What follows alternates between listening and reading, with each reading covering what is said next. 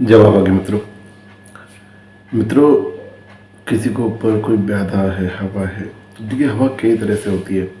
एक जो कहीं से कैसे भी अचानक से आ गई आपके साथ में, आप मार्केट में गए, कुछ खा पी के गए, आपके साथ लग गई, या आप कहीं गए हैं, आपको देख के आपके साथ आ गई, या किसी ने भूत प्रेत की जो साया है वो आपके साथ आ गया। तो इस तरह का जो होता है वो होता है भूत प्रेत का चढ़ना या हवा का आना, आपके ऊपर किसी दूसरी शक्ति का चढ़ जाना, वो इस तरह की घटनाएं होती हैं। तो आज इस उपाय में मैं आपको बता रहा हूँ कि भाई हम किस तरीके से इस चीज़ से निपटते हैं। भूत प्रेत, ऊपरी बाधा से, हवा से किस तरह से निपटा जा सकता है, किस तरह से इसको ख़त्म किया जा सकता है, ये आज मैं आपको इस उपाय में बता रहा हूँ।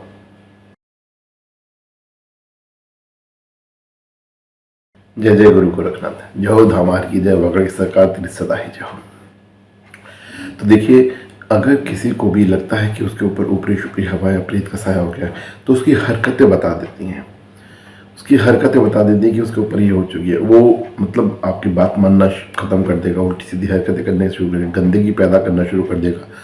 यहाँ तक कि कुछ हवाएं, कुछ भूत प्रेत तो इस तरह का होता है कि वो पागल सा हो जाता है बंदा। तो इस तरह की चीज़ें भी होती हैं। तो अगर ऐसा कुछ भी आपके घर में किसी भी बंदे के साथ हो रहा है या किसी भी मित्र के साथ हो रहा है, तो आपको सबसे पहला उपाय क्या करना है मैं बता देता हूँ आपको।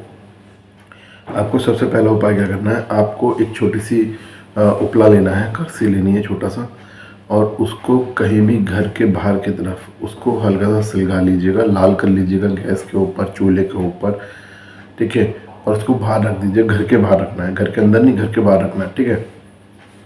फिर आपको क्या करना है, 2 जोड़े लौंग के लेने हैं। 2 जोड़े लौंग का मतलब हो गया कि 4 लौंग। अगर मैं एक एक लौंग लूँ तो वो हो गई 4 लौंग, अदरवाइज 2 जोड़े मतलब 2 लौंग का 1 जोड़ा होता है। तो 2 जोड़े आपको लौंग के लेने हैं, और लौंग के 2 जोड़े लेने के बाद आपको उस जो पर्टिकुलर बंदा है, बंदी है, औरत है, आदमी है, जो भी बच्चा है, जो भी है, आपको उसके ऊपर से उन जोड़ों को हाथ में रख के 7 बार क्लॉकवाइज, यानी कि राउंड, जिस तरफ घड़ी चलती है ना उस तरीके से आपको, जैसे मैं ऐसा पूछिए मेरा सिर है, मैं हूँ वो बंदा, तो इसको लेके 7 वाइज क्लॉकवाइज, 1 2 3।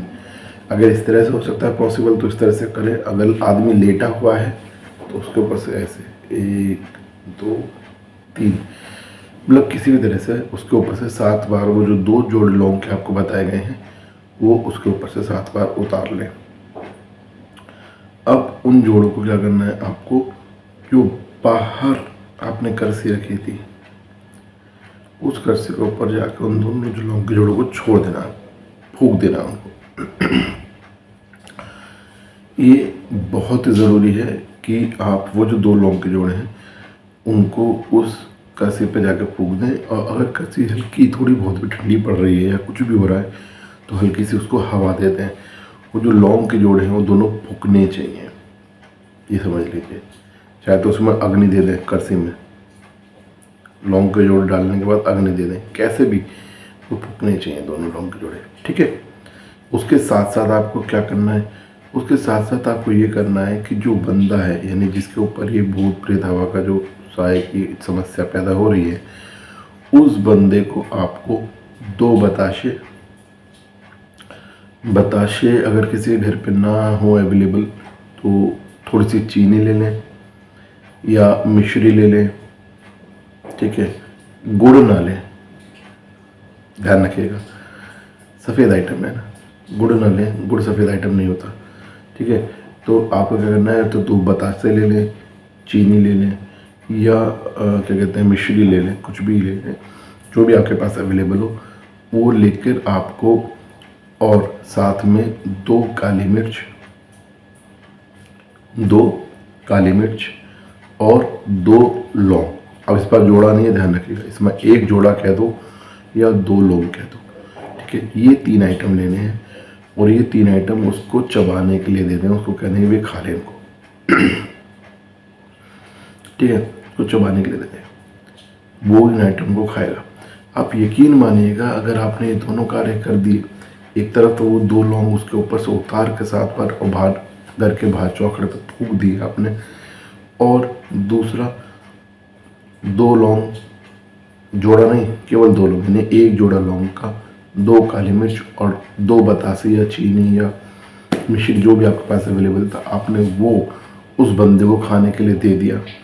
अगर आपने इतना कार्य कर दिया, ऐसा कर दिया, तो आप यकीन मानिएगा कि आपके जो भी बंदा है उस बंदे के ऊपर जो भी हवास है, ऊपरी शुपरी तांत्रिक है, कुछ भी है, भूत प्रेत बाधा जो भी है, वो आपकी किसी भी कीमत पे टिक नहीं सकती है। कैसे भी वो टिक नहीं सकती है, उसका तोड़ होगा ही होगा। मित्रों, मैं आपसे एक बात और कह रहा हूँ कि मैंने पहले भी बताया, श्री सिद्ध गोरखनाथ धाम ट्रस्ट की हम स्थापना कर रहे हैं। और जो भी भक्त, बहुत सारे भक्तों के फ़ोन मैसेज आते हैं कि हम भैया आपके साथ जुड़ना चाहते हैं, आपसे मिलना चाहते हैं। तो ये मैं आपको एक पूरा मौका बता रहा हूँ कि सिद्ध गोरखनाथ धाम ट्रस्ट की हम स्थापना कर रहे हैं। जो भी भक्त इसमें जुड़ना चाहते हैं ट्रस्ट में, देखिए मैं हमेशा बोलता हूँ कि आप मुझसे मत जुड़िए, बाबा से जुड़िए, क्योंकि बाबा ही सब कुछ है, मैं कुछ नहीं हूँ। तो गोरखनाथ धाम ट्रस्ट में जुड़कर आप बाबा से जुड़ सकते हैं, समाज की सेवा कर सकते हैं। क्योंकि इस ट्रस्ट का जो मुख्य उद्देश्य है, वो मुख्य उद्देश्य केवल यही है कि एक बाबा का छोटा सा धाम बनाया जाएगा और उस धाम में जो भी परेशान लोग हैं उनका मुफ्त में बिना पैसे के इलाज किया जाएगा। जैसा मैं अभी भी बताता रहता हूँ कि चेला गोरख का किसी से कोई पैसा नहीं लेता है। बहुत सारे लोग फ़ोन आते हैं, फीस भी पूछते हैं। भाई फीस नहीं लेते हम लोग, कुछ भी किसी तरह की भी, हम उपाय बताते हैं, आप कीजिए। तो इसी तरह से हम लोग उस बात में, ट्रस्ट में भी यही सब काम करने वाले हैं। तो जो भी भक्त ट्रस्ट में जुड़ना चाहते हैं वो दिए हुए नंबर पर कॉल कर सकते हैं। ये ट्रस्ट के लिए संपर्क सूची भी आ रहा है स्क्रीन पर, इस पे संपर्क कर सकते हैं। देखिए, मैं किसी से ये नहीं कह रहा कि आप बहुत कुछ दान दीजिए, लाख रुपया, 2 लाख रुपया, 10 लाख रुपया, नहीं भाई। मैं बस इतना चाहता हूँ कि बाबा के नाम से एक ट्रस्ट हो, बाबा के नाम से एक धाम बनाया जाए जिसमें जो भी दुखी है उसकी सेवा की जा सके। अभी जो मैं काम YouTube के माध्यम से कर पा रहा हूँ, मैं उस काम को फिर सबके साथ मिलके भी कर सकूँ। तो इस ट्रस्ट में देखता हूँ कितने भक्त सहयोग करना चाहते हैं। जुड़े तो बहुत सारे लोग हैं, अब कितने लोग सहयोग कर सकते हैं ये देखने की बात रह जाएगी कि आप में से कितने लोग सहयोग कर पाएंगे इसमें। मैं जल्दी ही इसके लिए कोशिश कर रहा हूँ कि ट्रस्ट के अकाउंट नंबर या ट्रस्ट का पेटीएम नंबर वगैरह मैं आपको प्रोवाइड कर सकूँ। अभी ट्रस्ट क्योंकि रजिस्टर्ड नहीं हुआ है, क्योंकि दिल्ली का एड्रेस मेरे पास नहीं है। कोई भी भक्त अगर जो दिल्ली का है जुड़ना चाहे तो जुड़े, तो हम उसको रजिस्टर्ड करा पाएंगे दिल्ली में, और पूरे भारत से फिर हम उसके लिए कार्य कर पाएंगे। तो मैं अपने भक्तों से, बाबा के भक्तों से ये प्रार्थना करता हूँ कि जो भी भक्त आना चाहें, श्री सिद्ध गोरखनाथ धाम ट्रस्ट में जुड़ना चाहें, वो साथ बनाएं, वो अपना आशीर्वाद दें, और जब वो साथ बनाएंगे तो बाबा का आशीर्वाद हमको ज़रूर मिलेगा, ऐसी कामना है। जय जय गुरु गोरखनाथ, जय जय धाम।